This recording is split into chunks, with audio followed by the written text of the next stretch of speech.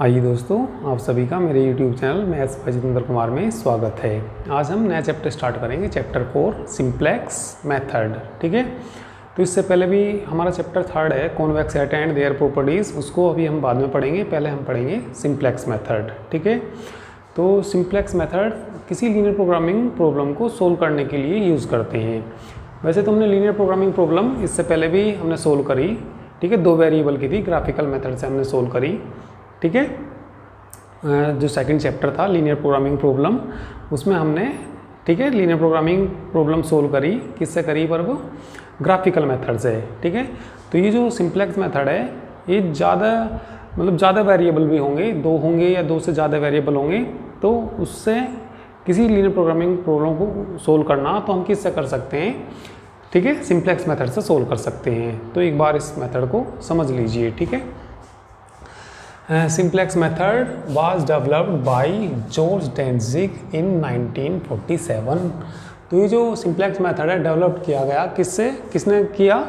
George Dantzig. कब किया ये? 1947 में। ठीक है, तो computational procedure of simplex method the maximization problem. तो इसका कुछ प्रोसीजर है जो किसी लीनियर प्रोग्रामिंग प्रॉब्लम को सोल्व करने का। ठीक है, सिंप्लेक्स मेथड का जो इसके हमारे कुछ स्टेप्स हैं, तो इन स्टेपों को याद रखेंगे। एक बार मैं इसको समझा देता हूँ सिंप्लेक्स मेथड को। ठीक है, तो इसका जो फर्स्ट स्टेप है हमारा, फर्स्ट स्टेप में ये दिया, if given problem is minimization then convert it into maximization. ठीक है, यदि हमारी गिवन प्रॉब्लम कैसी है? मिनिमाइजेशन है, तो उसे किस में कन्वर्ट करना पड़ेगा? हमें मैक्सिमाइजेशन में कन्वर्ट करना पड़ेगा। एग्जाम्पल में देखो कैसे कन्वर्ट करेंगे। ठीक है, तो ये इसका क्या है? प्रोसीजर है सिंप्लेक्स मेथड का। तो ये हमारे स्टेप्स हैं, ये हमें याद रखने हैं। तो एग्जाम्पल 1 में भाई ये कोई हमें ऑब्जेक्टिव फंक्शन दिया, minimum z equal to 5x1 minus 4x2 दिया। तो इसको हमें किस में कन्वर्ट करना? मैक्सिमाइजेशन में। मैक्सिमाइजेशन में कन्वर्ट करना तो किससे मल्टीप्लाई करेंगे? माइनस से। तो माइनस z इधर आ जाएगा minus 5x1 plus 4x2। Minus Z को मान लेते हैं जेड डैश, तो maximum Z dash equal to आ जाएगा माइनस 5x1 प्लस 4x2। ठीक है, तो सबसे पहला स्टेप तुम्हें समझ आ गया होगा भाई, गिवन जो प्रॉब्लम है वो कैसी होनी चाहिए? मैक्सिमाइजेशन होनी चाहिए। यदि मैक्सिमाइजेशन नहीं है, मिनिमाइजेशन है, तो उसे किस में कन्वर्ट करना पड़ेगा? मैक्सिमाइजेशन में कन्वर्ट करना पड़ेगा। किससे मल्टीप्लाई करके? -1 से मल्टीप्लाई करके। यदि प्रॉब्लम ऑलरेडी कैसी है? मैक्सिमाइजेशन, तो उसमें कन्वर्ट करने की कोई ज़रूरत नहीं है, उसको ऐसे ही रहने देंगे। चलिए स्टेप 2 देखिए, make all the BI's non negative. ठीक है, जो BI's हैं वो सारे कैसे बनाएंगे? Non negative. जैसे ये दे रखी भाई BI's जो वैल्यू होती हैं, ये इनइक्वलिटी के राइट हैंड साइड की जो वैल्यू होती है उनको क्या बोलते हैं? हम BI's बोलते हैं। तो कैसी होनी चाहिए वो? Non negative. ठीक है, नॉन नेगेटिव होनी चाहिए। यदि नहीं है तो क्या करेंगे? Make all BI's non negative. सारे BI's को क्या बनाएंगे? हम नॉन नेगेटिव बनाएंगे। ठीक है, जैसे ये एग्जांपल हमने ले लिया, 3x1 minus 5x2 greater than equal to -2 है, तो ये नॉन नेगेटिव है क्या? ठीक है, नहीं है तो कन्वर्ट करना पड़ेगा किसको? इसको नॉन नेगेटिव में। कैसे करते हैं? दोनों साइड माइनस से मल्टीप्लाई कर देते हैं, तो ये आ जाएगा माइनस के 3x1 प्लस 5x2। जब माइनस से मल्टीप्लाई करते हैं तो ग्रेटर देन इक्वल टू का क्या हो जाता है? लेस देन इक्वल टू, और ये कैसा हो जाएगा? प्लस का। तो क्या बनाएंगे हम? इनको कैसी बना लेंगे? नॉन नेगेटिव बना लेंगे। ठीक है, इसके बाद ठीक है सेकंड स्टेप देखिए, convert inequalities of constraints into equation. तो जो हमें इनइक्वलिटीज ऑफ कंस्ट्रेंट्स दी होगी उसे किस में कन्वर्ट करना पड़ेगा? हमें इक्वेशन में कन्वर्ट करना पड़ेगा। तो इक्वेशन में कैसे कन्वर्ट करेंगे?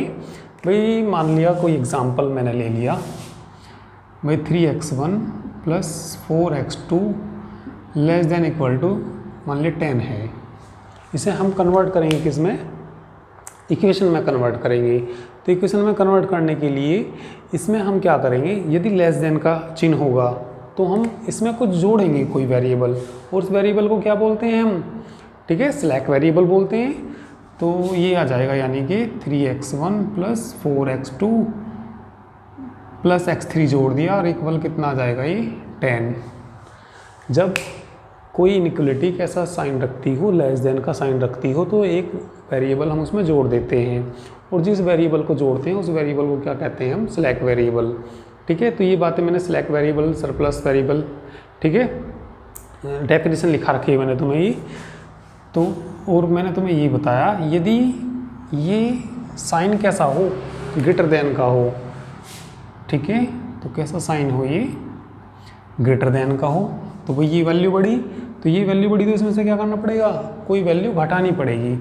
तो मान लिया मैंने ये कर दिया 3x1 + 4x2 - x3 = क्या आ जाएगा, 10।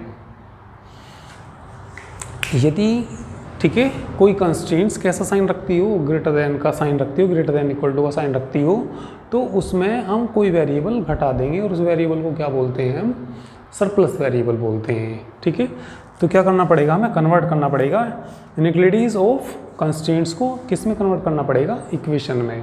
तो इक्वेशन में कन्वर्ट करने के लिए यदि कैसा साइन है यहाँ, लेस देन का है, तो कोई वेरिएबल जोड़ेंगे, जिस वेरिएबल को जोड़ेंगे उसको क्या कहेंगे, स्लैक वेरिएबल। ठीक है, यदि ग्रेटर देन का चिन्ह है तो एक वेरिएबल घटाएंगे, उस वेरिएबल को क्या बोलते हैं, सरप्लस वेरिएबल बोलते हैं। ठीक है, तो ये हमारा स्टेप कौन सा हो गया, थर्ड स्टेप हो गया। चलिए नेक्स्ट स्टेप देखिए, फोर्थ स्टेप देखिए, construct the starting simplex table. हमें कंस्ट्रक्ट करना यानी कि बनानी है, क्या बनानी इसके बाद, ठीक है, सिंप्लेक्स टेबल बनानी है। ठीक है, क्वेश्चन में पता लगेगा किस तरीके से टेबल बनाएंगे। अभी तो मैं, ठीक है, ये स्टेप समझा देता हूँ, और ये जब मेथड, ठीक है, जब हम क्वेश्चन करेंगे और अच्छे से समझ आ जाएगा। तो इसके बाद देखिए, test the initial basic feasible solution for optimality. ठीक है, टेबल जब बनाऊंगा तो उसमें देख लेना। ठीक है, test the initial basic feasible solution for optimality. तो देखो कैसे टेस्ट करेंगे कि हमारा जो सॉल्यूशन है ऑप्टिमल है या नहीं है। ठीक है, optimality test, if delta J less than equal to 0 for all J, ठीक है, दिस सॉल्यूशन इस कैसा हो जाएगा, ऑप्टिमल हो जाएगा। क्वेश्चन में पता लगेगा डेल्टा जे क्या होते हैं और कैसे टेबल बनेगी, तो टेबल से पता लग जाएगा तुम्हें। ठीक है, तो यदि डेल्टा जे कैसे हो जाएंगे, लेस देन इक्वल टू 0 हो जाएंगे फॉर ऑल जे, सभी जे के लिए, तो सॉल्यूशन कैसा होगा हमारा, ऑप्टिमल सॉल्यूशन होगा।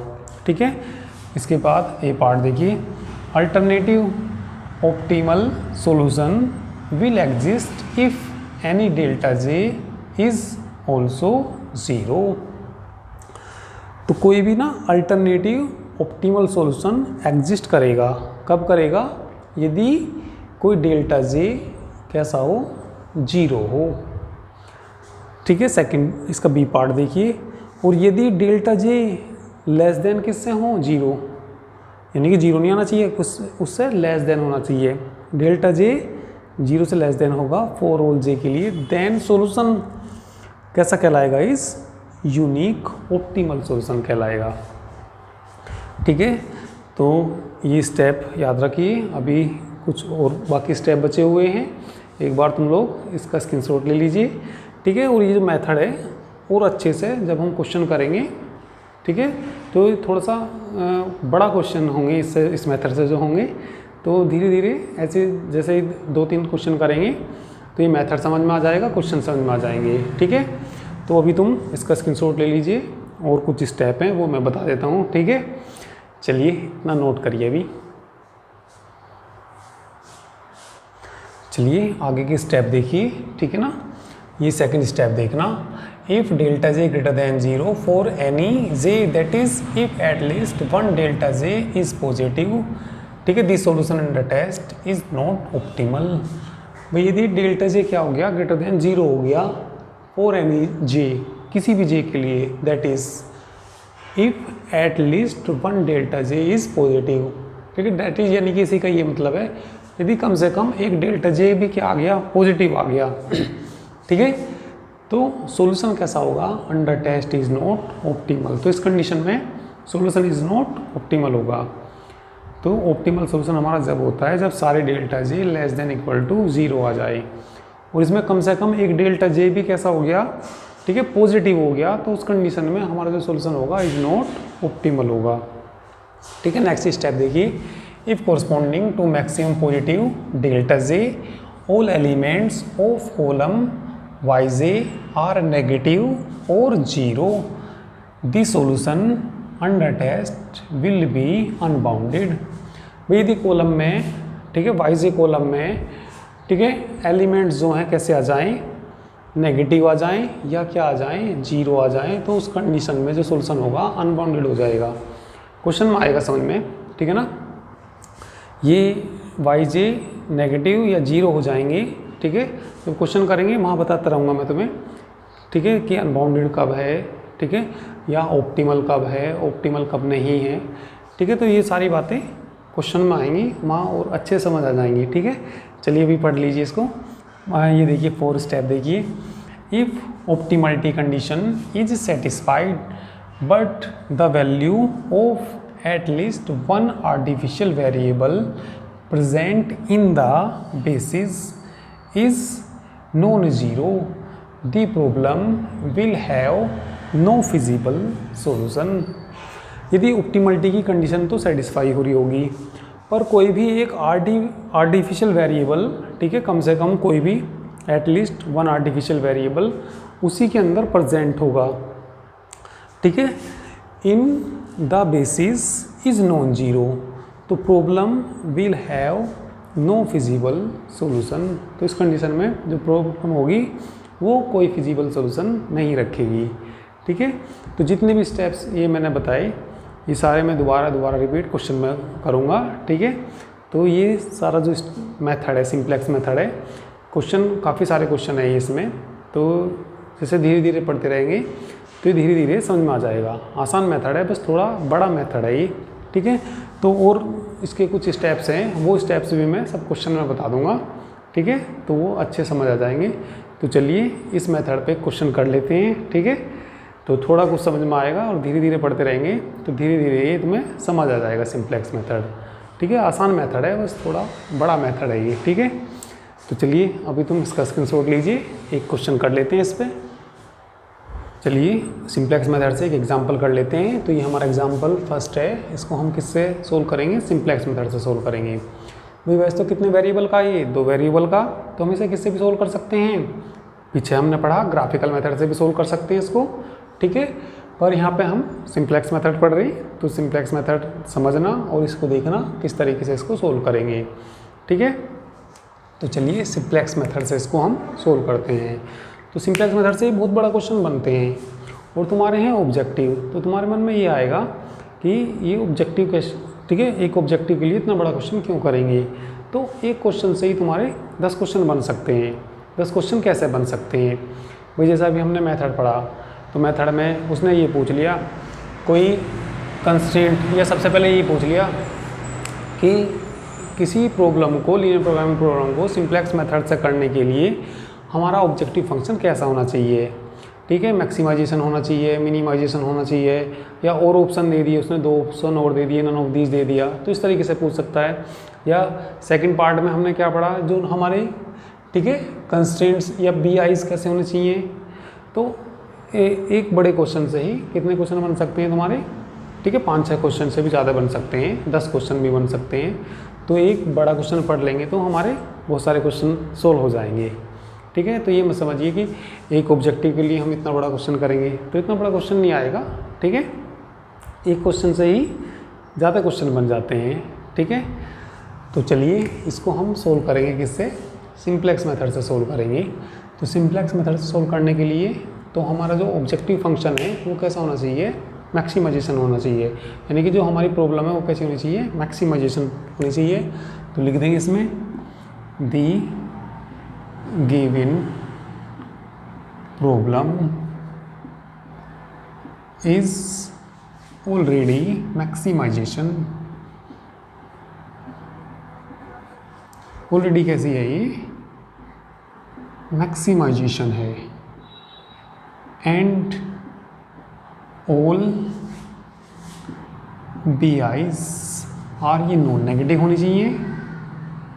आर ऑलरेडी कैसी है ये, नॉन नेगेटिव है ये। कैसी हैं ये, नॉन नेगेटिव।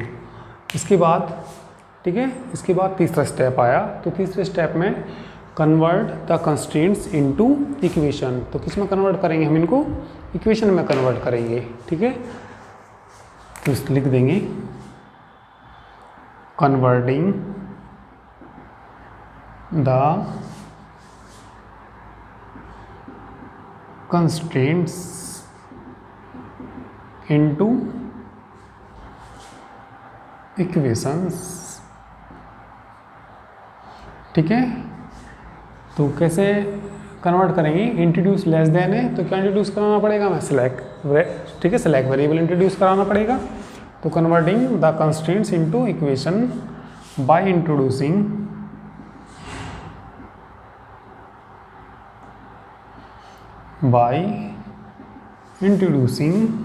Select variable. तो चलिए इनको कन्वर्ट कर दीजिए, किस में, इक्वेशन में कन्वर्ट कर दीजिए।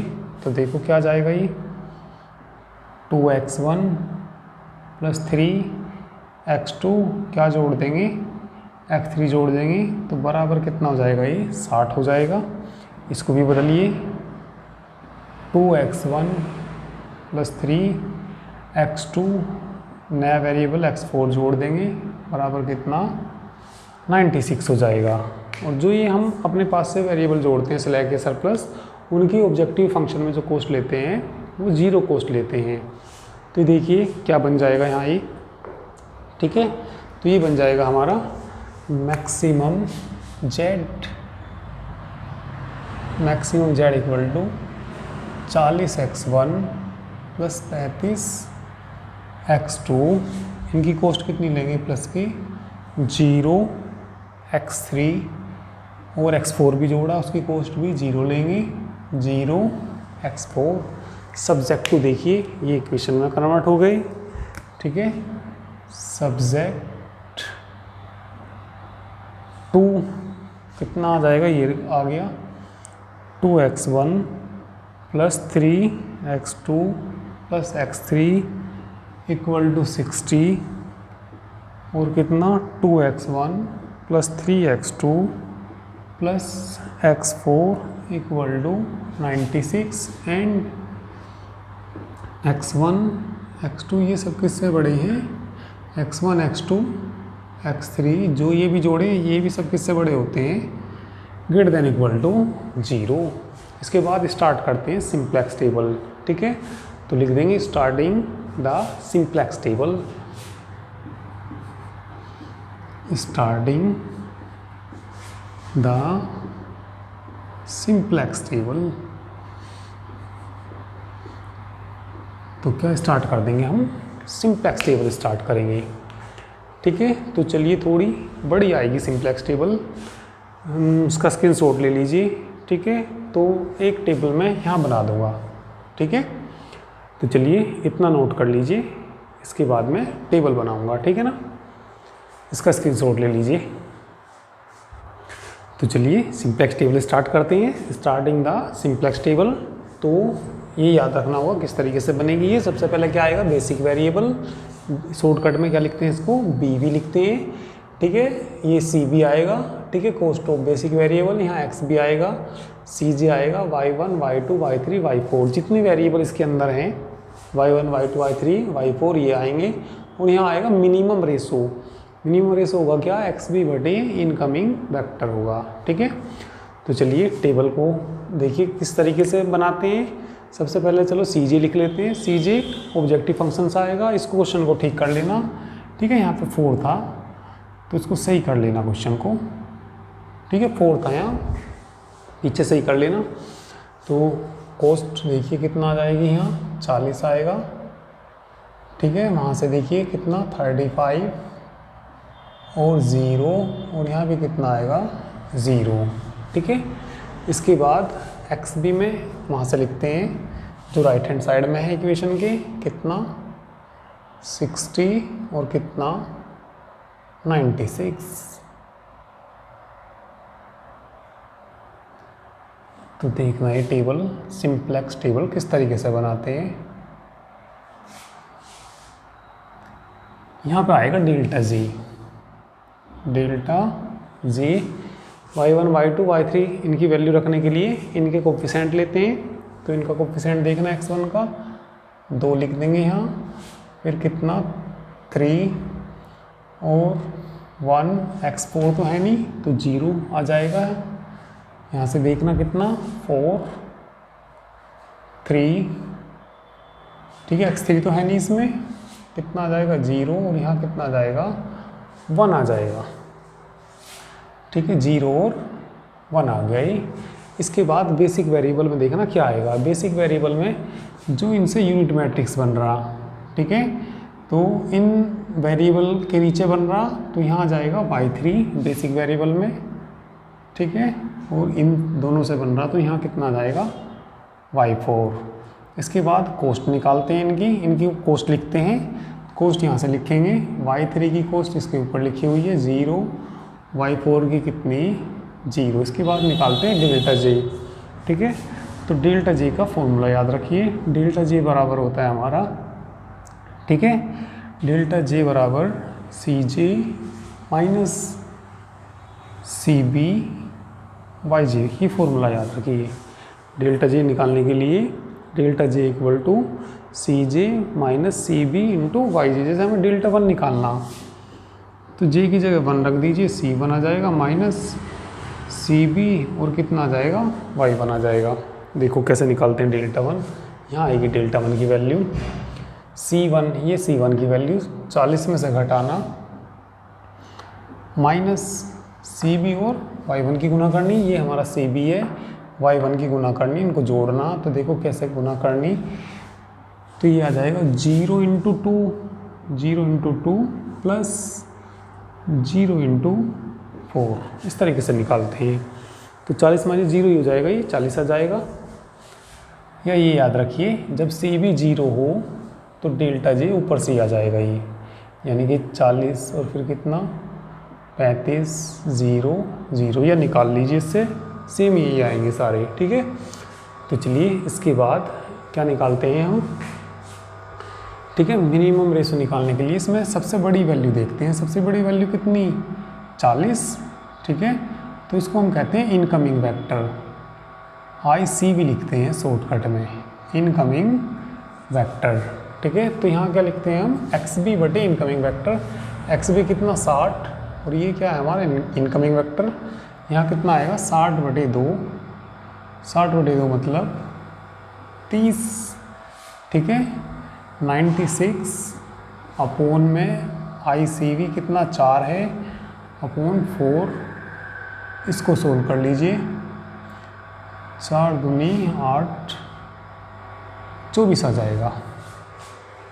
भाई यहाँ तो सबसे बड़ी वैल्यू छांटते हैं और यहाँ सबसे छोटी वैल्यू, सबसे छोटी कौन है 24, तो ये इनकमिंग वेक्टर होता है और ये होता है हमारा आउटगोइंग वेक्टर, यानी कि कौन निकल जाएगा यहाँ से y4, और जैसे ये इनकमिंग है, ठीक है, ये इनकमिंग है और ये क्या है आउटगोइंग, तो इनमें हमारा ये जो एलिमेंट है की एलिमेंट बनेगा। भाई एक एरो इधर को जा रहा, एक इधर को जा रहा, ठीक है, तो ये कहाँ पे आके मिल सकते हैं ये भी, ठीक है।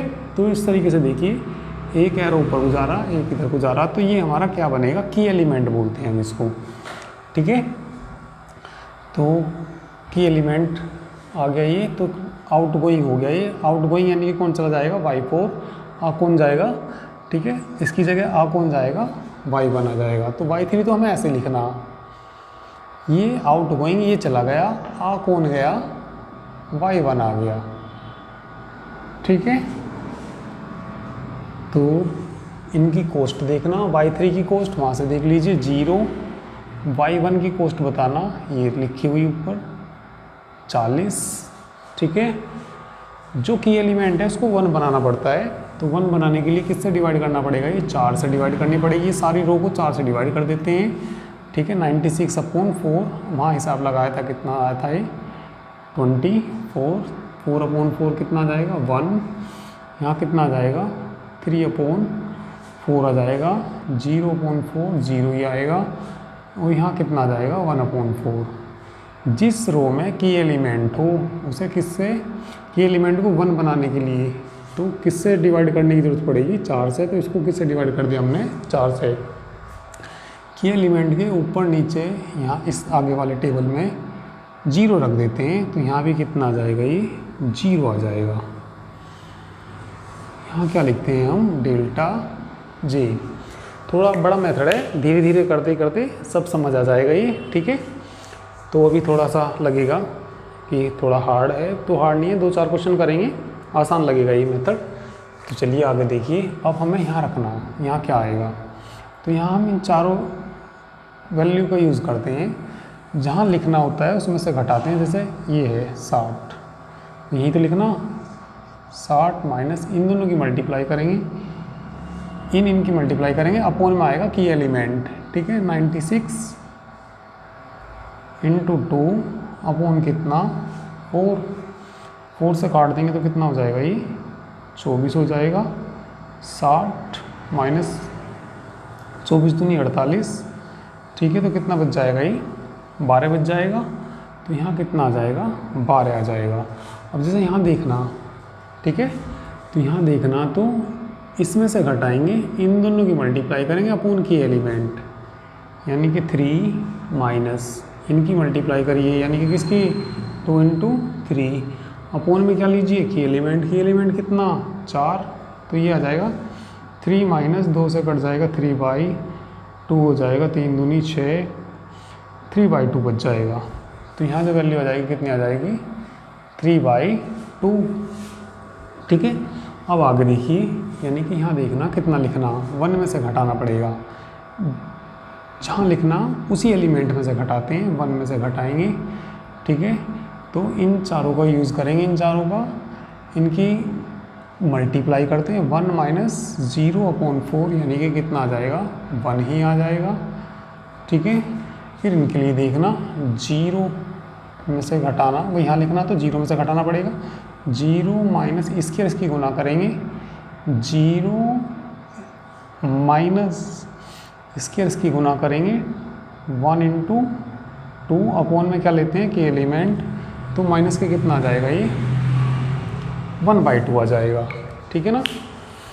तो चलिए देखिए आगे देखिए, इसके बाद क्या निकालते हैं, डेल्टा जे निकालते हैं। तो डेल्टा जे देख लीजिए, डेल्टा 1 तो आ गया, अब हमें क्या निकालना, डेल्टा 2 निकालना। तो ये फार्मूला याद रखिए, डेल्टा 2 C2, यहाँ कितना आ जाएगा, Y2। चलिए निकाल दीजिए। यहाँ देखना कितना आएगा, 35 में से घटाना पड़ेगा, C2 हमारा कितना, 35 माइनस CB और Y2 करना, ये हमारा CB है और Y2 करना 0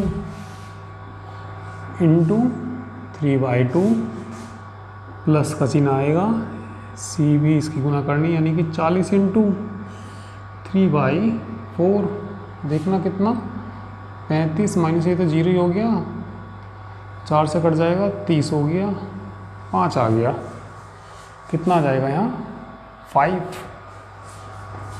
चलिए और निकालिए, आगे निकालिए, ये वैल्यू निकालिए।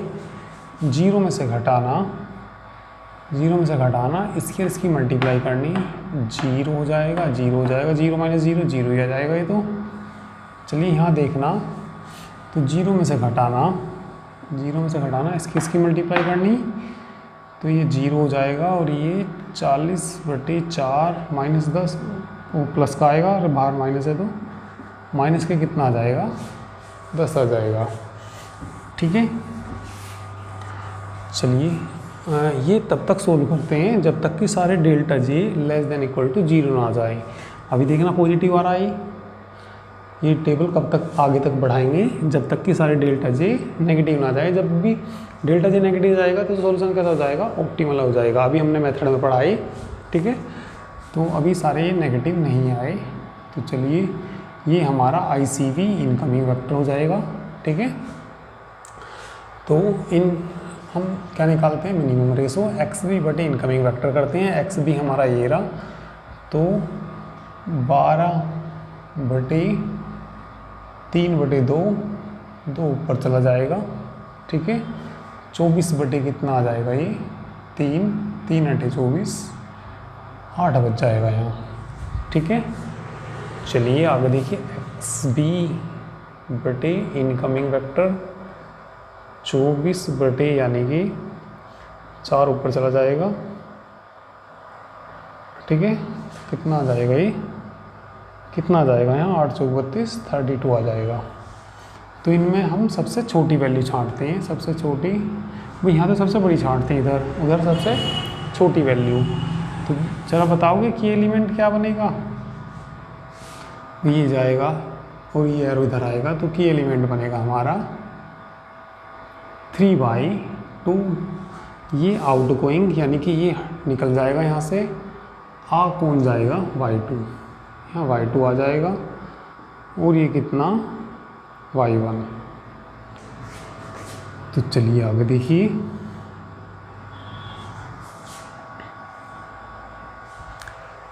इनकी कॉस्ट लिख लीजिए। y2 की कॉस्ट ज़रा देखना, y2 की कॉस्ट 35, y1 की देखना 40। इसको किससे डिवाइड करना, 3/2 से। तो देखना 3/2 से डिवाइड करेंगे तो 12/3/2 ऊपर चला जाएगा, 8 आ जाएगा यहाँ।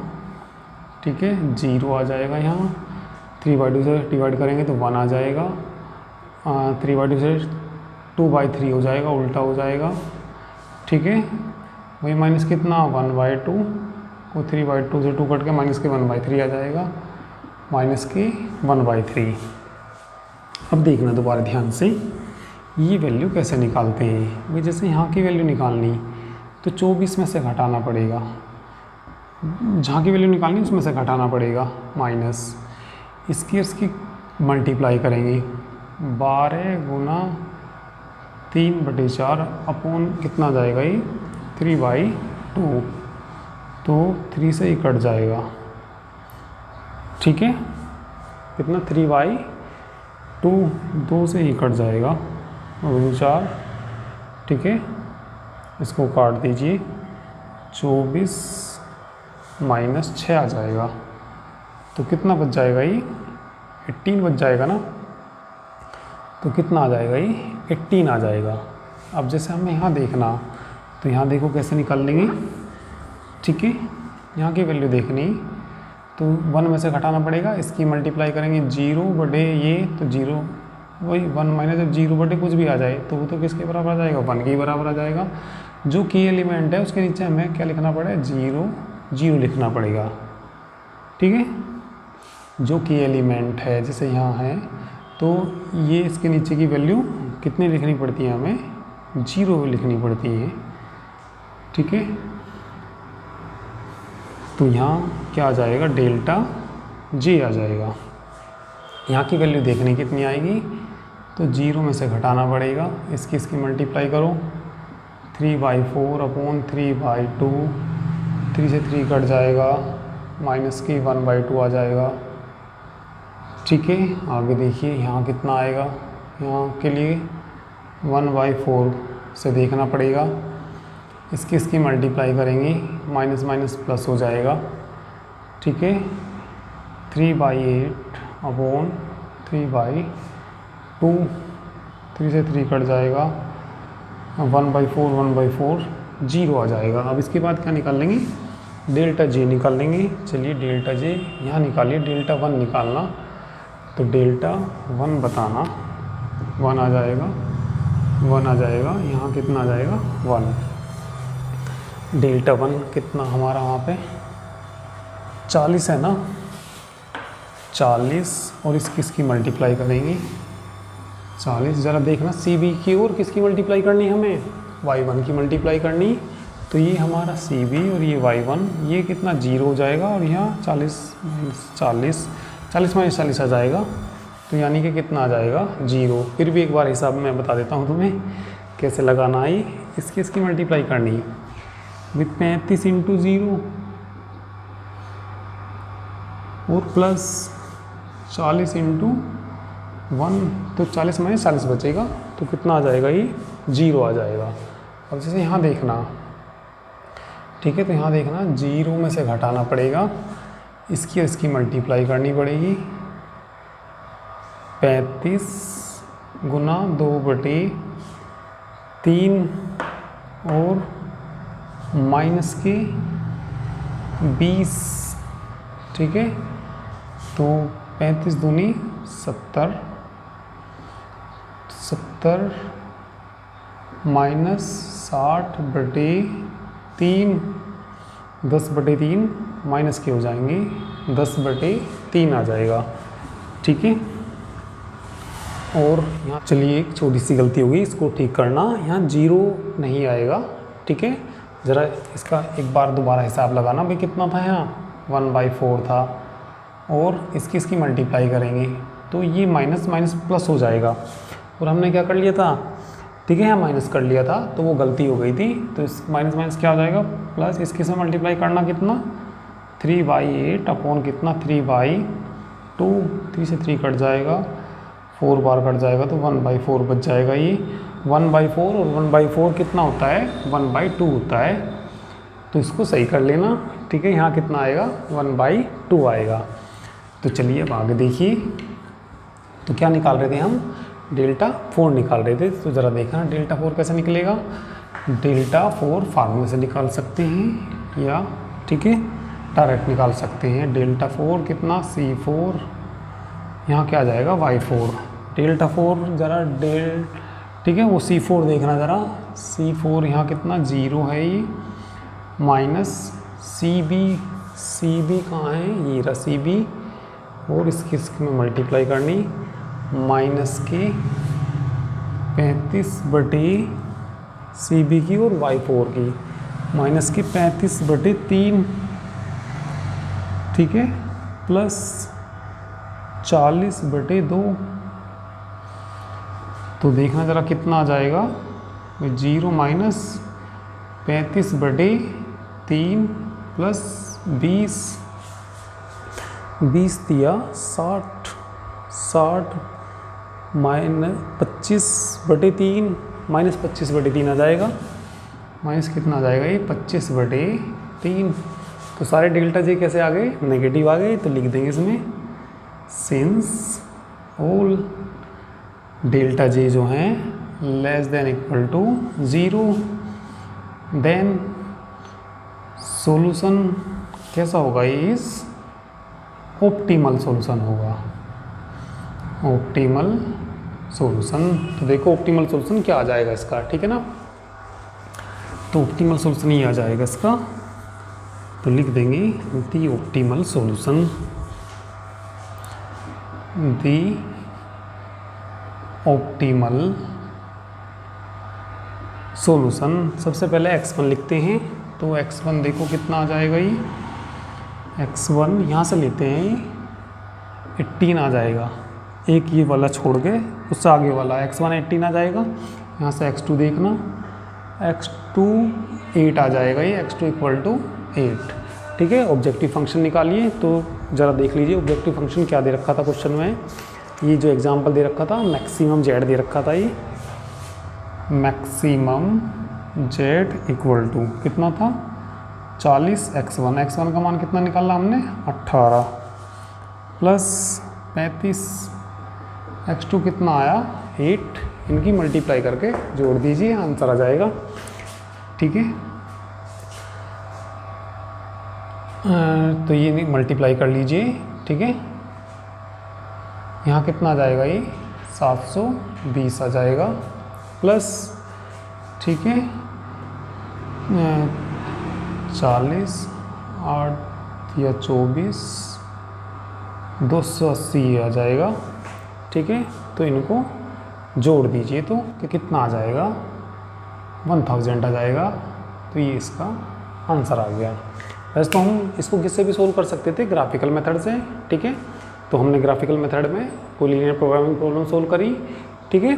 पर सिंप्लेक्स मेथड से 2 वेरिएबल या 2 से अधिक वेरिएबल के भी सोल्व कर सकते हैं, ठीक है।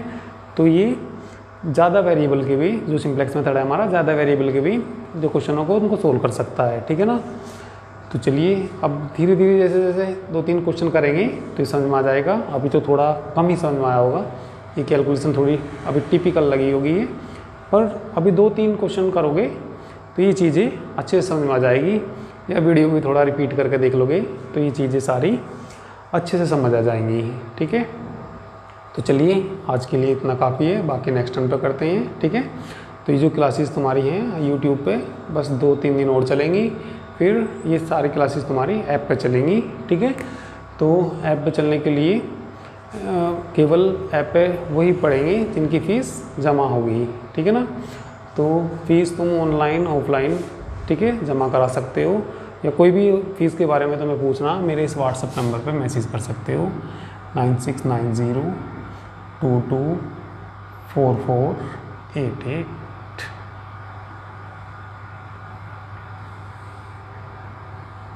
ठीक है, ऐप है और ये डाउनलोड हो जाएगा तुम्हारा प्ले स्टोर से। ठीक है, ऐप का नाम है PCM गुरु, PCM गुरु। ठीक है, तो और जो अधिक जानकारी लेनी हो तुम मेरे इस व्हाट्सएप नंबर पर मैसेज कर देना। ठीक है ना, चलिए इसको नोट कर लीजिए, बाकी जो क्वेश्चन है नेक्स्ट टाइम पर कराते हैं। ठीक है, तो इसको नोट कर लीजिए, अभी 1-2 क्वेश्चन करेंगे तो ये तुम्हें सिंप्लेक्स मेथड बड़े अच्छे समझ में आएगा। अभी थोड़े से ये बड़े क्वेश्चन हैं ये। ठीक है, चलिए इसको नोट कर लीजिए।